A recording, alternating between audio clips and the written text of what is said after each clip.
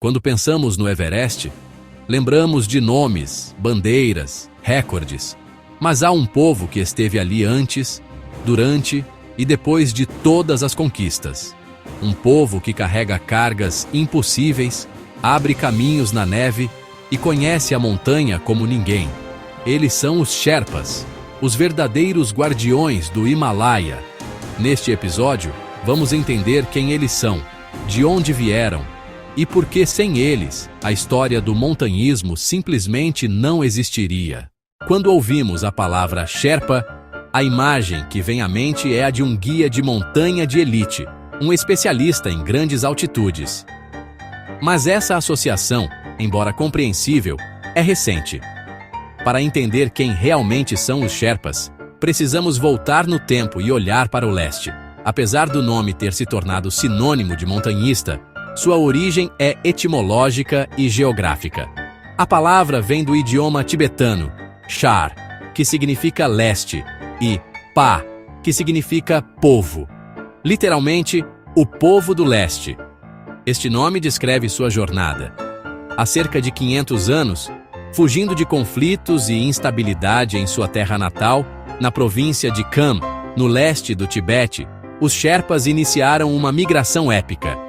Eles atravessaram os formidáveis e gelados passos do Himalaia, como o Nangpala, a mais de 5.700 metros de altitude, em busca de um novo lar. Eles se estabeleceram nos vales altos e isolados do nordeste do Nepal, em regiões como o Solo e, principalmente, o Khumbu, aos pés do Monte Everest. Ali, em altitudes que seriam letais para a maioria das pessoas, eles construíram uma sociedade resiliente, baseada na agricultura de subsistência, cultivando batatas e cevada, e na criação de iaques. Nesse isolamento, floresceu uma cultura única, profundamente ligada ao budismo tibetano da escola Nyingma. A vida comunitária gira em torno dos mosteiros, ou gompas, e de festivais anuais como o Losar, o Ano Novo Tibetano e o Dungi, que celebra a fundação do budismo na região. Para os Sherpas, as montanhas não são apenas um cenário geográfico, são a morada de deuses e espíritos. O Everest, que eles chamam de Chomolungma, é a deusa mãe do mundo.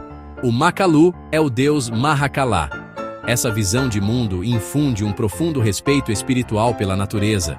As bandeiras de oração coloridas, ou Lung Ta, que adornam cada passo de montanha e vilarejo, não são meramente decorativas.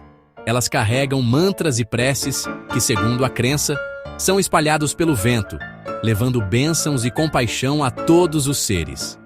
As montanhas, para eles, não são obstáculos a serem conquistados, mas entidades vivas e sagradas que merecem reverência.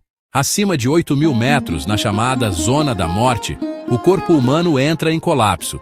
A falta de oxigênio causa confusão mental, perda de coordenação e um cansaço avassalador. Para a maioria, sobreviver aqui é uma corrida contra o tempo, dependendo de tanques de oxigênio e de uma aclimatação meticulosa. Mas para os Sherpas, essa fronteira letal é diferente. O que os torna tão especiais não é apenas a experiência acumulada em séculos de vida nas montanhas. É, fundamentalmente, biologia, uma adaptação fisiológica extraordinária, moldada ao longo de milhares de anos. Estudos científicos revelaram que muitos Sherpas possuem variações genéticas raras, herdadas de seus ancestrais denisovanos. A mais notável está no gene EPAS1, frequentemente chamado de gene do superatleta. Mas no caso dos Sherpas, ele funciona de maneira contraintuitiva e genial.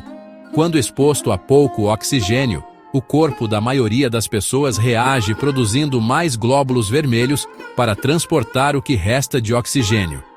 Isso, porém, torna o sangue mais espesso e viscoso, aumentando o risco de coágulos, derrames e edemas fatais. O gene EPAS1 dos Sherpas impede essa superprodução. Em vez de sobrecarregar o sistema, a fisiologia Sherpa foca na eficiência.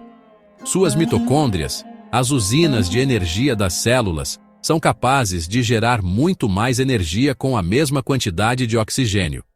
É como ter um motor de carro que roda o dobro da distância com o mesmo litro de combustível. Além disso, seus corpos desenvolvem uma maior densidade de capilares, os menores vasos sanguíneos, garantindo que o oxigênio seja entregue de forma mais eficaz a cada fibra muscular. O resultado é impressionante. Enquanto o corpo de um alpinista de baixa altitude luta para sobreviver, sofrendo com dores de cabeça, náuseas e exaustão, o corpo Sherpa funciona com uma eficiência surpreendente, mantendo a força e a clareza mental. Essa vantagem não é um superpoder místico, mas o resultado direto da seleção natural. Por mais de 500 gerações, eles respiraram o ar rarefeito do Himalaia. Aqueles com as adaptações genéticas mais favoráveis tiveram mais chances de sobreviver e passar esses traços adiante. É a evolução em ação, um testemunho silencioso e poderoso da capacidade de adaptação da vida humana aos ambientes mais extremos do nosso planeta. No início do século XX, uma nova era de exploração começou. Impulsionados pela ambição, pela ciência e pelo desejo de conquistar os últimos lugares desconhecidos da Terra, exploradores europeus começaram a chegar ao Himalaia, com os olhos postos nos picos mais altos do mundo. Eles trouxeram consigo equipamentos de ponta para a época, mas rapidamente perceberam que estavam terrivelmente despreparados para o desafio que os aguardava. Eles chegaram sem mapas precisos, apenas com esboços rudimentares que mal arranhavam a superfície da complexa topografia da região. Chegaram sem trilhas, enfrentando um labirinto vertical de gelo, rocha e neve. E o mais importante, chegaram sem conhecimento local. Não entendiam os padrões climáticos imprevisíveis, a natureza da neve ou os perigos ocultos sob a superfície. Foi nesse momento de impasse que os Sherpas, com seu conhecimento íntimo das montanhas, se tornaram a espinha dorsal de todas as expedições. Eles não eram apenas guias, tornaram-se os arquitetos da escalada. São eles que estabelecem os acampamentos base e os campos de altitude, criando oásis de relativa segurança em meio ao caos. São eles que fixam quilômetros de cordas em zonas letais, criando uma linha de vida através de passagens traiçoeiras, como a cascata de gelo do Khumbu, um rio de gelo em constante movimento. Eles instalam escadas de alumínio sobre fendas abissais, transformando o intransponível em possível. Eles transportam cargas que frequentemente ultrapassam os 40 quilos, levando oxigênio, comida e equipamentos para os campos mais altos. Para que um cliente possa atravessar a perigosa zona da morte uma única vez, um Sherpa pode fazer essa mesma travessia várias vezes, estocando suprimentos e preparando o caminho. E quando o desastre acontece, são eles que realizam resgates audaciosos, arriscando suas próprias vidas para salvar alpinistas em condições que a maioria consideraria impossíveis. Em qualquer expedição moderna, é um fato que os Sherpas trabalham mais, carregam mais e se expõem a mais riscos do que qualquer outra pessoa na montanha. O cume que o mundo celebra, o ponto final da jornada de um alpinista, na verdade, começa muito antes, construído sobre a força, a resiliência e o sacrifício silencioso dos ombros deles. Quando um alpinista ocidental chega ao cume, seu nome vai para os livros. Entrevistas, documentários, patrocínios. Quando um Sherpa faz o mesmo, muitas vezes não há sequer uma menção. A desigualdade é profunda, salários relativamente baixos, exposição a riscos extremos, pouco reconhecimento público.